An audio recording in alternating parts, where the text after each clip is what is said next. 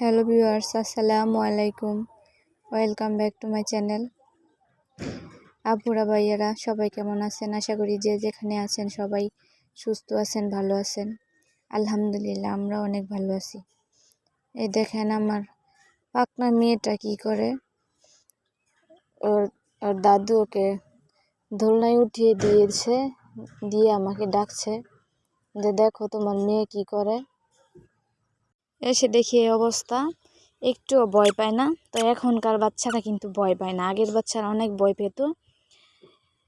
তো ও কত খুশি হয়ে চুপ করে বসে আছে।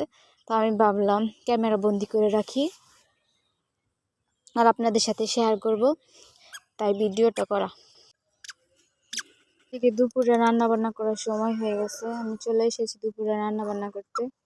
তো আজকে দুপুরে করলা ভাজি করব আর লাউ রান্না করব। ননদের বাড়ি টাটকা টাটকা লাউ আর টাটকা করলা ওই দিন আসার সময় নিয়ে এসেছিল, তো রেখে দিয়েছিলাম, আমি রান্না করিনি। তো আগে মাছটা ভালো করে ভেজে নিয়েছি, আগে ভাজি করে নাই যদি পরে লেগে যায় কড়াইতে মাছ, তার জন্য আগে মাছ ভেজে নিয়েছি।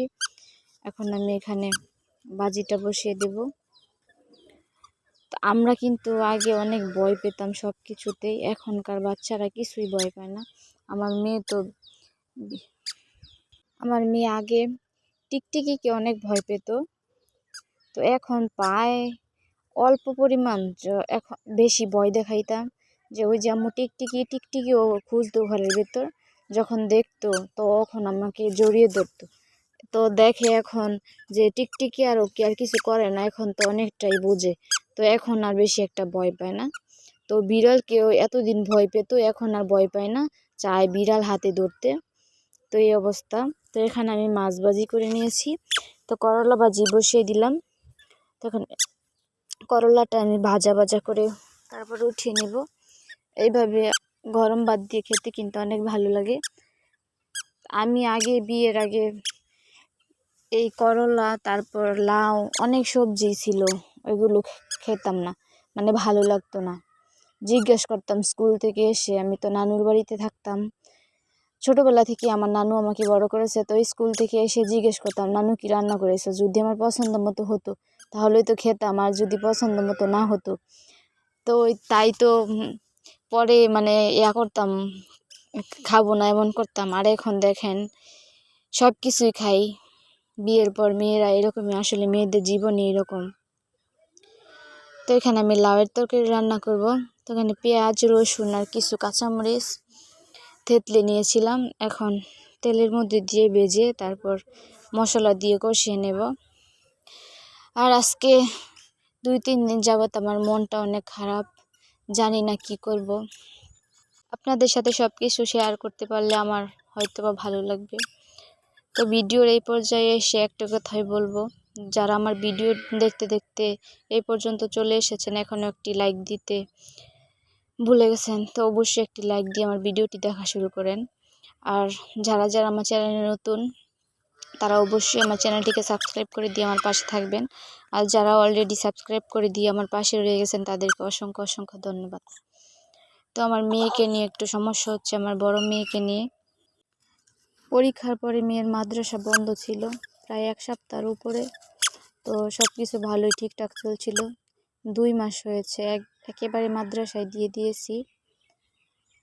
তো এতদিন বাড়ি থেকে এসে যে লেখাপড়া করতো, তো এখন ভাবলাম ফাইনাল পরীক্ষা আরেক জায়গায় গিয়ে দিতে হবে, তো বাড়িতে এসে সেরকমভাবে লেখাপড়া করে না, তার জন্য ওকে আমি একবারে দিয়ে দিয়েছিলাম।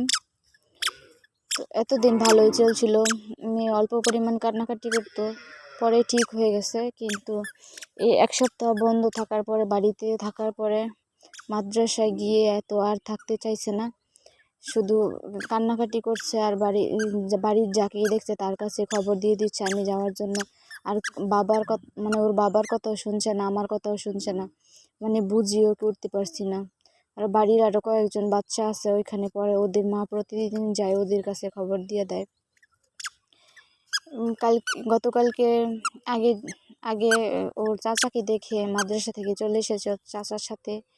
তো অনেক বুঝিয়েছি কিন্তু বুঝে না, তারপর আবার এমন করে পরের দিন পাঠিয়েছি। তো তাও এমন করছে। তো আপনাদের কাছে একটাই রিকোয়েস্ট, আপনারা অবশ্যই আমাকে ভালো একটা মতামত দিবেন কি করব। তো এখানে আমার দুপুরে রান্না বান্না শেষ। তো এখানে আমি খেতে চলে এসেছি। খাওয়া দাওয়া করে তারপর একটু রোদ্রে বসে থাকবো। মেয়ের কথা সারাদিন চিন্তা করতে করতে আমার আর কিছুই ভালো লাগে না। সব কিছু করি ঠিকই, কিন্তু মেয়ের চিন্তাটা একটু বেশি। এই বয়সে যদি এরকম করে ওকে ঠিক না করতে পারি তাহলে আর কথা শুনবে না। এখন হয়েছে, দেখা যাক কী করা যায়। আজকে বিকালে বাড়িতে আসার কথা, দেখি বুঝিয়ে কি করতে পারি। তো এইবারে পরীক্ষার রেজাল্টও মনে হয় সেরকমভাবে একটা ভালো হবে না, আমি যেরকম বুঝছি। তো একটা ছোট্ট কমেন্টের মাধ্যমে আপনাদের মতামত জানাতে পারেন। তো এখানে খেয়ে তারপরে একটু রোদ্রে চলে এসেছি, মেয়েকে নিয়ে এখানে বসে থাকবো। তো এই তো মেয়ে দুষ্টামি করছে, আমাকে রেখে বাড়িতে চলে যাইতেছে। আমি রোদ্রে এখানে বসেছি ওকে ছেড়ে দিয়ে। ওই তো এখন আমাকে রেখেও বাড়িতে চলে যাচ্ছে। আজকের ভিডিওটি এই পর্যন্ত। সবাই ভালো থাকবেন, সুস্থ থাকবেন। আল্লাহ হাফেজ।